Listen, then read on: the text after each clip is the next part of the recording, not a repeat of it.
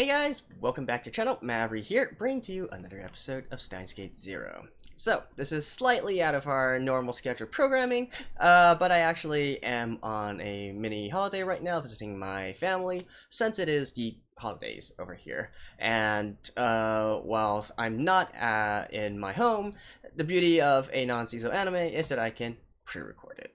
So, anyways, last episode on Steins Gate 0, we finally kind of see who are, well, sort of confirm that our main antagonists in this series are the Russians and Americans, and more specifically, probably the Americans, right? Some kind of, I guess, program in regards to their, related with national security and whatnot, and an arms race between these two countries in regards to time travel technology, the precursor to the World War III that is being explained here by Suzuha as well. And as usual, the key to the entire thing seems to lie with Kurisu, right? Get it? The password key. Anyways, let's get into the episode right now. Alrighty, let's begin in 3, 2, 1, play. So, anyways, all joking aside, I do expect them to try and crack into Kurisu's laptop, right? I don't know which method it is, through memory, through audience installer. Oh. Okay.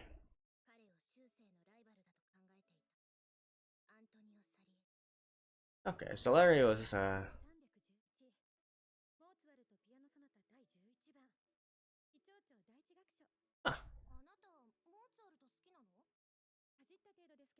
Really?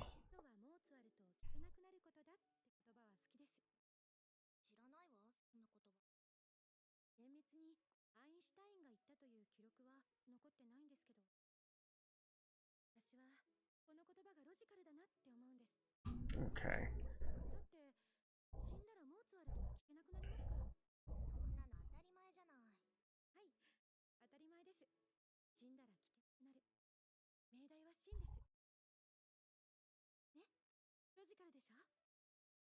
Well, I guess, yeah, we can't argue with that logic.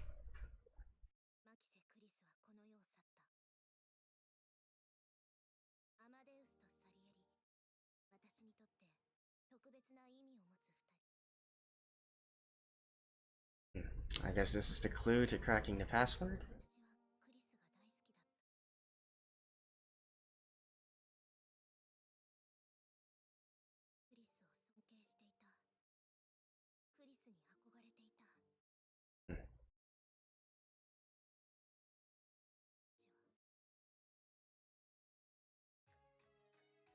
Aren't these two both kind of geniuses?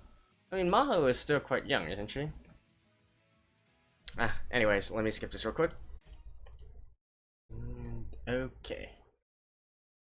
Denki Universe.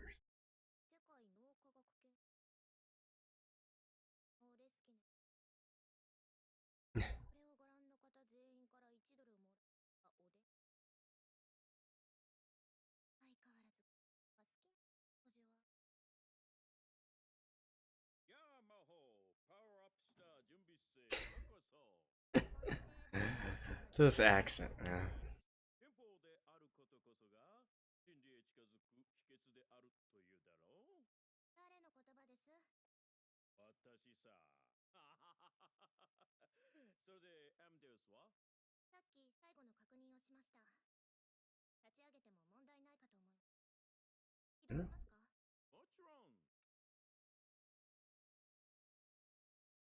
Wait, is this?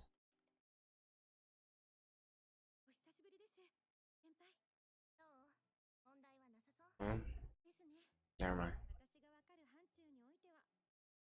This is present day, right? Yeah.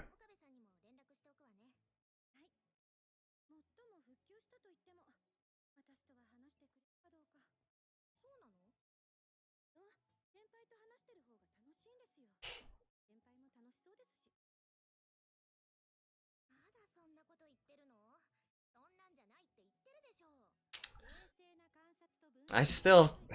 Look at how shady this guy looks. Like, look at his eyes.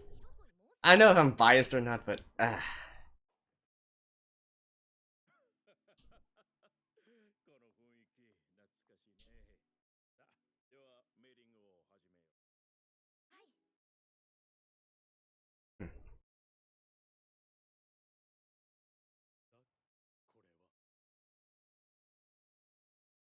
Maho's room. And Moeka's working here as well.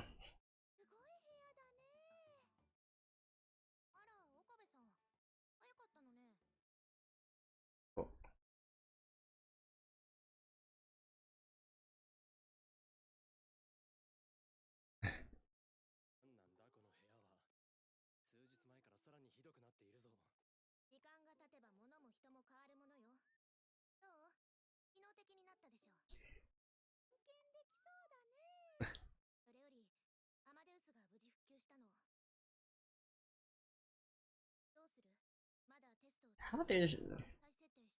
How'd you even get this much stuff in here?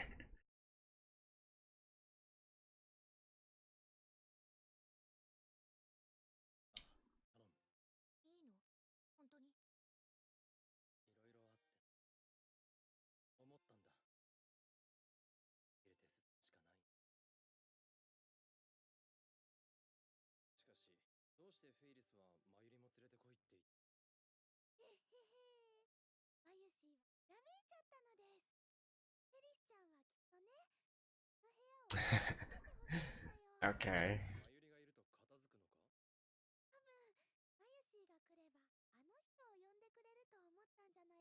That person?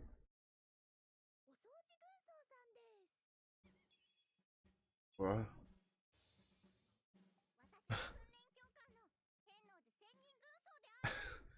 Okay.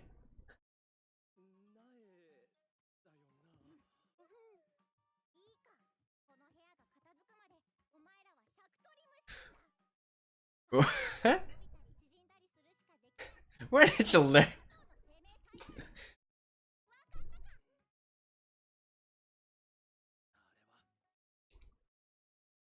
Okay, that's kind of funny.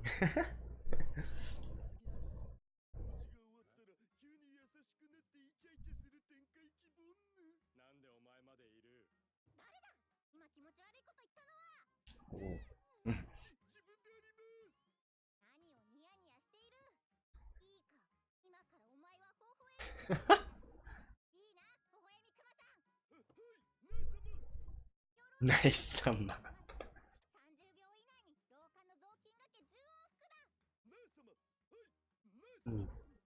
Can I say that I love this Snai?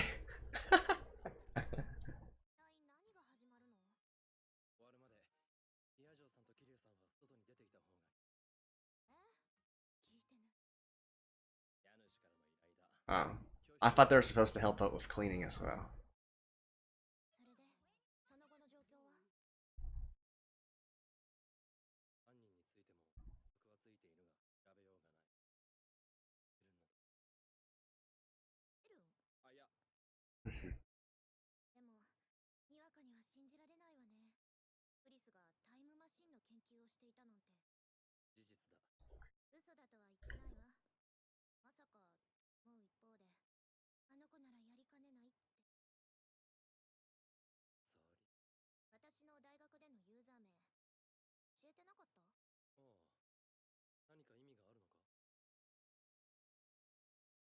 Hmm.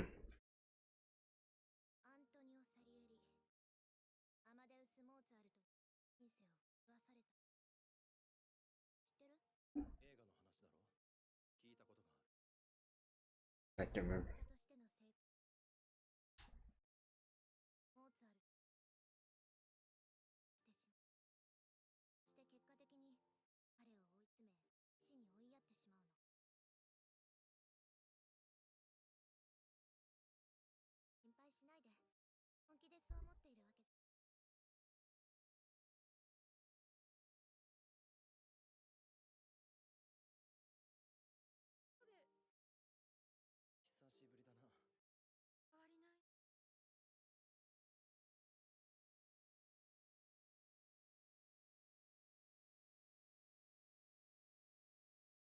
Laptop? なんか落ち着かないわね。えここで使いやすいように整理しないと。おかえり、お待たせ。寝てしまったんだな。うん。当時軍曹は体力を消費するのです。僕がおぶろうか。天王寺さんの渾身の右ストレートを食らうことになるぞ。渾身の右ストレートこいつ完全に訓練されきってやがる。じゃあ、場所がわからないものがあったら連絡してね。わかったわ。テイリスさんとキリュウさんは？もうすぐ帰ってくるって。呼ぶな。帰り、ああ、その袋は一緒に買いに。残念だけど、今日は男子禁制。今日はダメにゃん。男子禁。そうにゃ。今日行われる作戦は。or Maho? 夜更かしシンデレラたちの秘密のオフ会。お眠で思わずドッキリ発言。どうしたにゃ？テンション低いにゃん。さあさあ、ケーキもあんこも Wow. ちょっとだけ高いものを用意したにゃ。まあいいけど。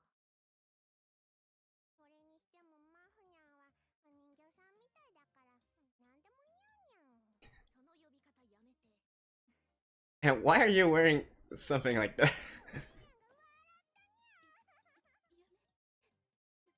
ごいおっぱいにゃ。これはくすぐりがいがあるにゃ。なんか変な気持ちになってくるにゃ。良いではないか。 I guess this can be considered fan service, maybe?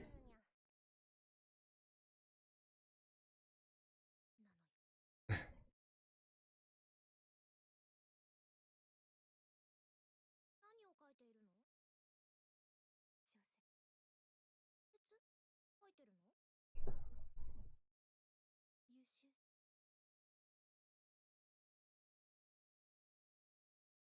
自分は自分。代わりなんているわけないわ。自分を卑下して代わりがいるとか。自分を誰かと比較して。 If you look at the opening, these two are sort of paired together. So. Ah, okay, I see. They both have similar sentiments about themselves. So Maho is in relation to her and Risu. あ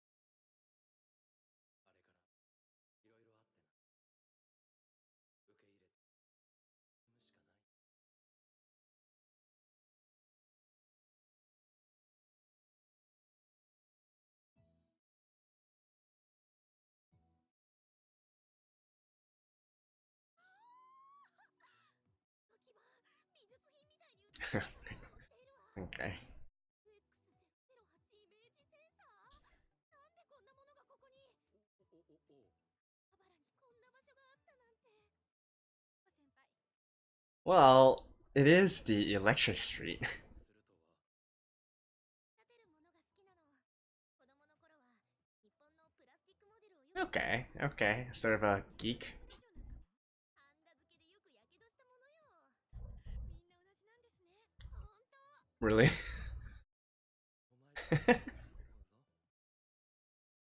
お前と思うぞ。どうして私もっと早く来なかったのかしら。教えてくれればよかったのに。まさかここまで好きだとは。他にはあんな場所はないの？昔はもう少しあちこちにあったけどな。Yeah. それより話があるんじゃなかったのか。後で。今日は時間あるんでしょ？もう少し付き合って。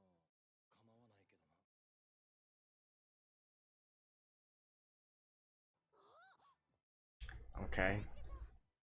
So it's just like a. アットチャンネルのキャラか。アットチャンネル。実はこのキャラ、クリスが別のルームに置いていたのよ。クリスがアメリカまで取り寄せていたのか。先輩、その話。さすが隠れアットチャンネラーだな。何の話かしら。アットチャンネラーって何？エレポ。This 自業自得だ。ちょっと挑戦してもいいかしら。このアームを操作してそこの穴に運べばいいのよね。よし。なんでそんな奇跡的な動き方するの？向こうも商売だからな。でも今のでだいぶずれたわ。次はもういけるってことよね。両替してくる。死亡フラグだな。そんなこと言ってる場合じゃないでしょ。ここは男を見せるところよ。岡部。俺か？ get it for her. これだけあれば。店員さんが来てな。少し位置をずらしてくれた。いるよ。手が持っててもしょうがないしな。じゃあ遠慮なく。 Aw, she looks like a little child here. が亡くなった後にね。お母さんがこれは気に入ってたからってクリスのベッドルームに飾ることにしたんだけど。でも Burn into fire? これはクリスのお母さんにプレゼントしたいの。いいかしら。 Hmm. 中に入らない？レースゲームもあるし。 So I do kind of wonder. There has to be like a Maho wrote in Steins Gate Zero, right? Since it is a visual novel and all that. しかし、ヤジョーさんがあんなにレースゲームが得意だったとはな。ちょっと熱くなってしまったわね。 I mean, I definitely wouldn't be surprised by that. 次はどうする？無事にでもしようか。もうこんな時間になってしまった。どうしても訪れておきたいところがあるの。アメリカに帰る前に。 Where she was killed. マキセ・クリスが命を落とした場所。最後の場所。嫌なら場所だけ教えて。一人で行ってくる。 Hmm. 静かなのね。 So in a sense, it's kind of テンポがだいぶ映ってるんだ。 them both wanting to move on. I assume they're similar in this regard.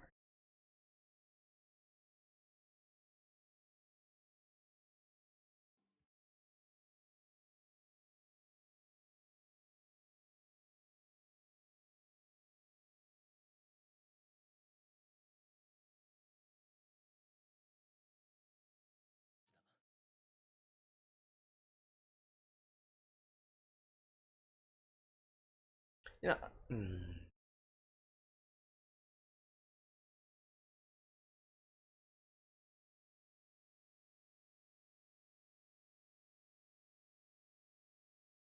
You know, it's kind of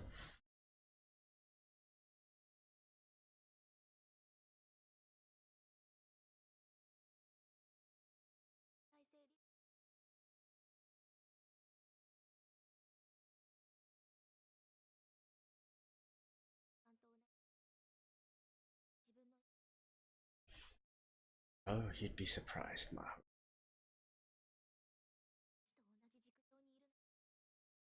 時間軸がしずれて話することすら叶わない。千葉的。これ同じ時間軸に取れたとして。どうしてそう言い切れるの？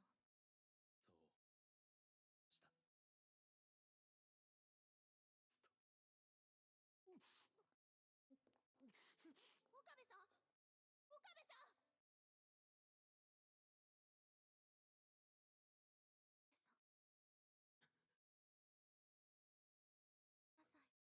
私こそ歌詞のないしたわ。までクリス。しないで。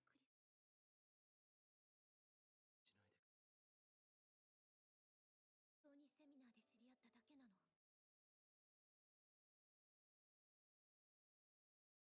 時、あなたとクリスの話をしていると。 Yeah, because yeah, if you really consider it from Maho's perspective, his entire story with Kurisu is kind of really fishy.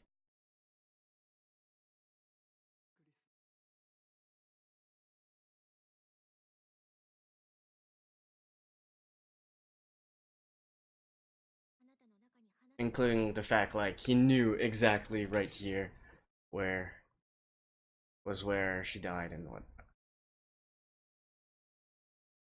It's probably not that that relevant to the series, but I'm just saying, if I was like a neutral character or third party character looking at this, I'd say it's really, really weird in regards to Okabe.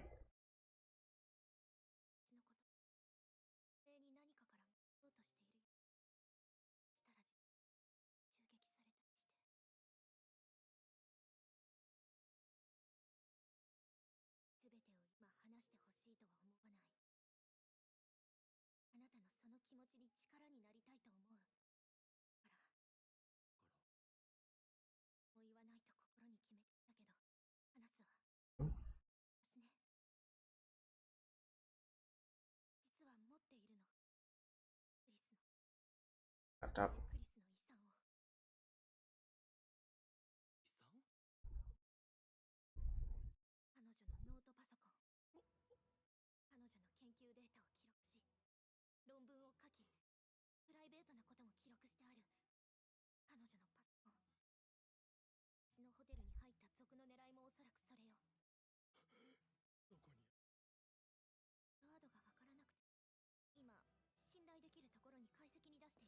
ダメだ。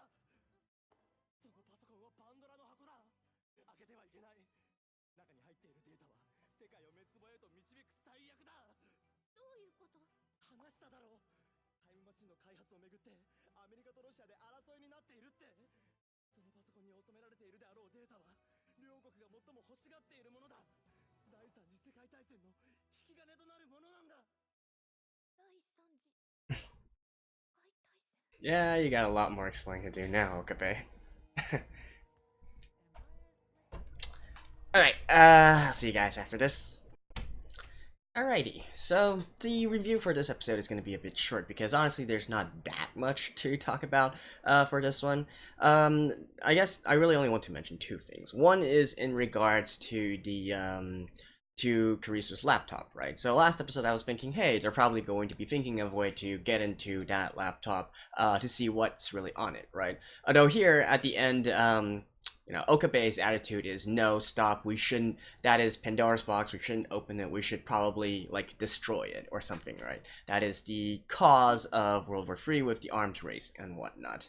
Now, that kind of makes sense at all, but at the same time, it also doesn't make sense in a way where, see, if he were to do that, if there was a situation whereby them destroying Karisa's laptop or, you know, erasing all other traces of her original theories and works and whatnot, wouldn't that also, in a sense, change the past? Right? And that would kind of seem contradictory to what Okabe is vowing not to do. When I'm saying changing the past, I'm not saying it from this current, from this year's Okabe's perspective, but from the future Okabe's perspective, right? Because after all, the only reason that he knows that this is going to cause World War III is because of Suzuha, who already came here through a time machine, right? So if, say for instance, let's say that laptop is the catalyst for America and Russia having an arms race, and Okabe destroyed it, well, that would still constitute a shift in timeline, right? And then, well, I guess from his perspective, it's sort of changing the future, but I'm just saying that it doesn't. If he wanted to, you know, stop tampering with fate and whatnot, really what he should be doing is nothing at all. There's no way to keep the natural flow of things without changing the timelines or whatnot, and still actively do something, right? I feel like that his sort of question at the last episode, whether or not he can do anything to change the situation without using time machines, is sort of self-contradictory in of itself, because even if he doesn't use it, someone else already did, right? So who's to say that if, for instance, the butterfly effect of him, you know, him disposing of the laptop here is going to eventually cause something to cause Mayu to die again, right? Because, like, think about it. If indeed there was no arms race, and that would mean that maybe one party would win out, right? And wouldn't that be sort of similar to the dystopian future from the from the Alpha timeline, where CERN had exclusive control over time travel. Except in this case, it's just the party going to someone else, potentially in this case the Russians, right? So, the more I think about it, the more self-contradicting that statement actually is. Or in essence, I feel like that is an impossibility, and trying to do something would constitute changing fate in some way, right? Regardless of whether or not he actually uses a D-Wave or a time leap device or something of that sort.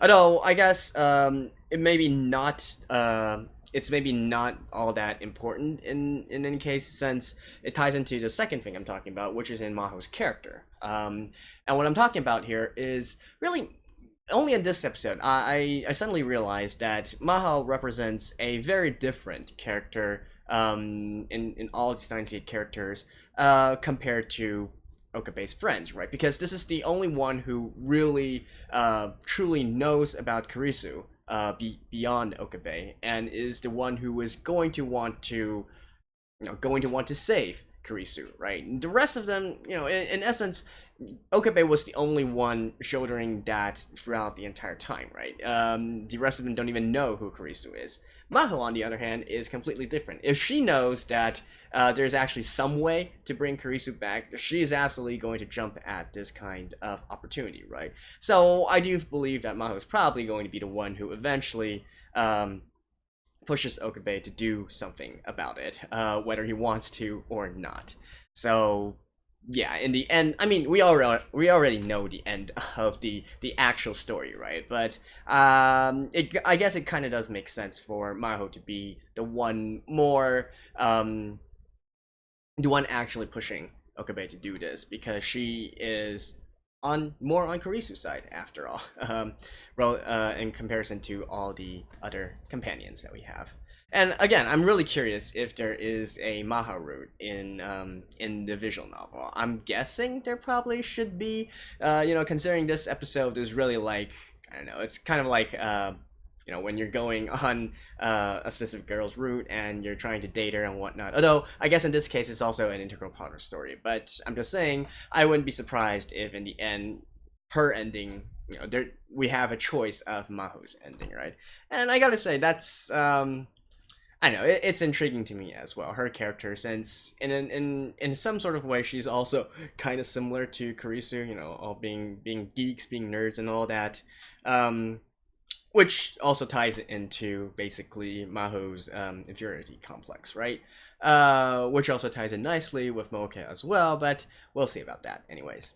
So yeah, again, not really that much else to talk about for this one. I was thinking a little bit more whether or not the musical references here, especially in regards to Marius and Salieri, represented that there is a bigger musical hint in regards to all this, like the Koshel numbers that we were sorry, I forgot her name. One of Mayuri's friends mentioned during the past episodes when they were trying to crack the code of like K6000 something, right? I believe it's 6605, 6605, K6605. So I don't know, but still, I can't really see the correlation here. So yeah, that turned out to be kind of a dead end, at least for now, anyways. Might still be something in the future, but for now, I'm kind of stumped. So yeah, anyways, that was episode 10 of Steins Gate Zero. I'll see you guys next time. Bye bye.